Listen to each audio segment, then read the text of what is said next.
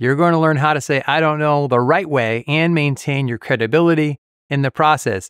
So here's a situation I've seen numerous times. A professional shares some important information at a group meeting, or someone is in a public speaking situation.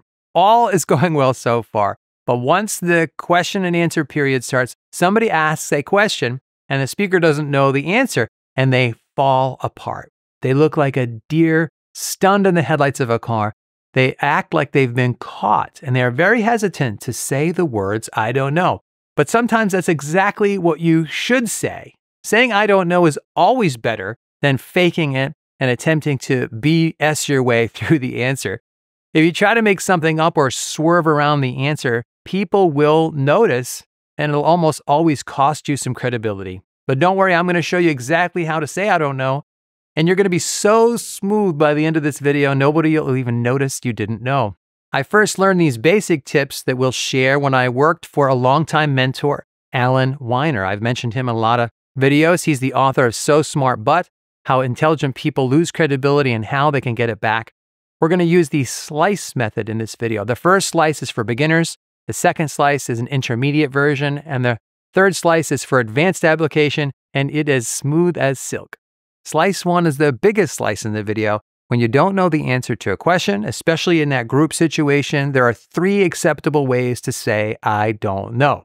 One perfectly acceptable answer that will help you maintain your credibility is to say some version of, I don't know, but I will look into it and get back to you. Or I don't know, but I'll find out and follow up.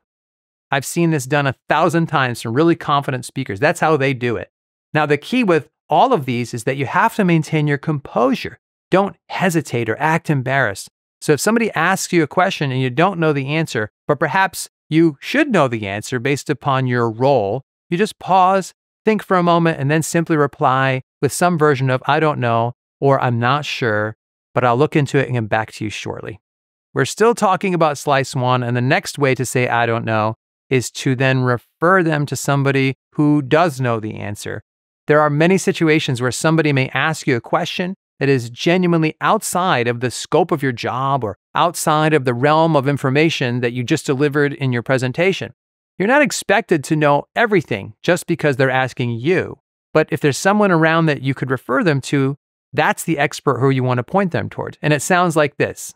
I don't know, but Gary should have that information. Or I don't know, but I would refer you to Gary who works in that department.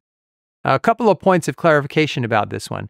You want to be sure the person you are mentioning really does know the answer, or at least they should know the answer better than you. Do your best to identify the right person for the job, in other words. And if the person is in the room at the time, that's fantastic. Now, on the one hand, they can answer the question right there and then. On the other hand, make sure you don't throw them under the bus or blame them for anything. So refer to them in a supportive and in a conversational way. If somebody asks you a question and you believe that Gary might be the right person to answer it, you would say respectfully, is Gary here? Gary, would you like to answer that question? And the third way to say I don't know and maintain credibility is to tell them what you do know. I learned this tip from an old consultant friend of mine, Joe Jokowitz. So thank you, Joe. There are many occasions where you'll be asked a question that is slightly off focus or may reflect the other person's agenda a little too much. Their question may not be as relevant as they're making it sound in the moment. In other instances, they may be asking you for data or information that simply doesn't exist or doesn't exist yet, or you don't have access to it. In situations like this, you would say, I don't know, but here's what I do know, or here's what I can tell you. And then you give them the best information that you have that at least somewhat addresses their concern.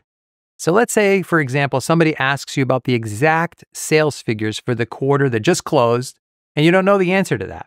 You might say, I don't know the exact numbers, but I have heard it was our strongest quarter in 2 years. If someone asks, how many people were there last night? You could say, I don't know how many, but I can tell you it was packed and there was a line out the door. You notice in my examples, I'm not trying to be argumentative or change the subject. I'm not trying to dodge the question. I just don't know the exact answer. So I try to give them something that's valuable that corresponds to their underlying concern or question. That's when you use this option. I don't know, but here's what I do know, or here's what I can tell you. So far, that was all slice 1, the biggest slice of the video. Now let's move on to slice 2, which is an intermediate way to answer. Use this approach if you simply want to avoid saying the actual words, quote, I don't know, for some reason. Maybe you don't like how it sounds, or at least you don't want to say it repetitively if people ask you multiple questions. If that's the case, there are lots of other ways to say that sound a little better but are still honest. Here are some other ways to say it. I haven't seen any data about that yet. Or, I can't be certain because, and then fill in the reason. Or, we'll have that answer by, and then give them a time estimate. I'd have to confirm before I comment on that. I don't have that answer right now, but, and then you would give them whatever answer you did have. In fact, I'll bet as you're watching this right now, you've probably heard other ways to say I don't know that sound pretty good to your ears. So I have a request. Do all future viewers a favor of this video and suggest an alternative wording that sounds good to you without saying I don't know. Sounds supportive, it sounds honest. Put your suggestions in the comments below for everybody to see. Now here's what to do with these alternative phrases.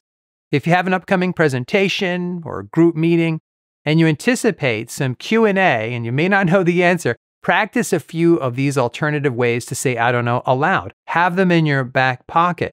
Now I recommend practicing them out loud so they sound fluent and confident coming out of your mouth in the moment. Slice 2 is a little more advanced than Slice 1 because you don't directly say I don't know, but you're still being honest and truthful. Using different language may help you save face a little bit in the moment and project confidence as you answer. And you can follow up any of those phrases, again, by saying, I'll follow up with you, refer them to somebody else who does know, or tell them what you do know. And now for Slice 3. This is a little more advanced, but you can use this advice fairly quickly with a few minutes of practice on Slice 1 and 2. And here's the tip for helping you sound as smooth as silk. Skip over the part of the sentence that says, I don't know, altogether, and just say the second part of your answer. Here are some earlier examples, and we're just going to leave off the statement, I don't know, and say the second part. You'll see that with some minor adjustments in your wording, this will still work great in most situations. I'll have to look into that information and get back to you. I'll find you that answer and follow up. Gary should have that information. I would refer you to Gary who works in that department. If Gary is here, he's the best person to answer that. I know that it was our strongest quarter in 2 years. I can tell you it was packed and there was a line out the door. And the reason this approach works is that you're still doing your best to help the other person. It's not a dodge. We may not know the answer, but we're still trying to provide an answer that will give them some helpful information or at least point them in the right direction. So even though this entire video is about how to say I don't know and maintain credibility, there are ways to give an honest answer without having to always say the actual words every time. I cannot emphasize enough that even though we're really talking about just the words you say in this video, your conversational tone, your positive and professional attitude will go a long way to projecting confidence and credibility regardless of which of these 3 slices you use. As you practice this on your own, be sure to combine the right words with the right attitude, in other words. Until next time, thanks, God bless, and I'll see you soon.